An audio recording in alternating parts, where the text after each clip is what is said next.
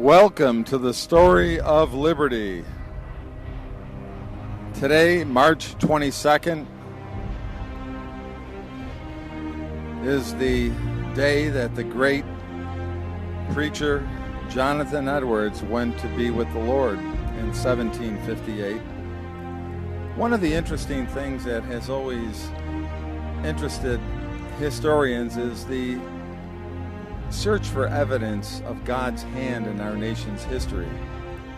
Sometimes there's delays between an era of arrival and a slow period spiritually.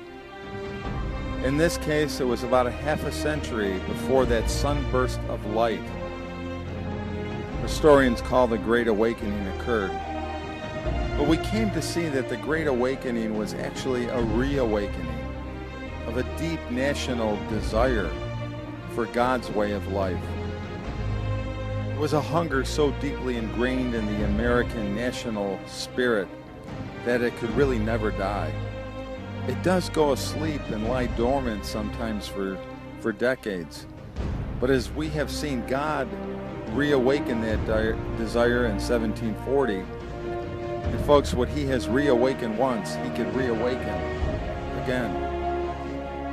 God said he would do this in his word in the book of Acts, chapter 2, 17, 18. And he said, in the last days it shall be, God declares, that I will pour out my spirit upon all flesh, and your sons and your daughters shall prophesy. And young men shall see visions, and your old men shall dream dreams. Well, in 1734, the lightning began to strike America again.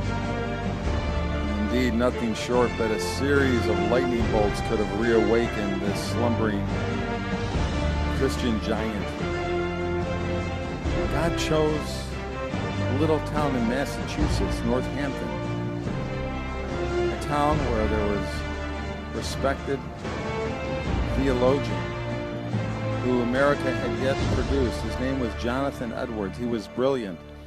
He was reserved, and his eyes never strayed from the back of the wall of the church. His sermons were in monotone. Even Edwards was surprised that God used him to cause the Great Awakening. Folks, it's interesting. There's a movie being made called Monumental, In Search of America's Treasure, that is being made also in a small town in Massachusetts, in Plymouth, Massachusetts.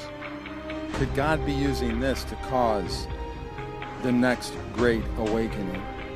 Kirk Cameron's film. Well, as we know, it was a fact that because of this Great Awakening, the town seemed to be full of the presence of God, and it's never so full of love or joy.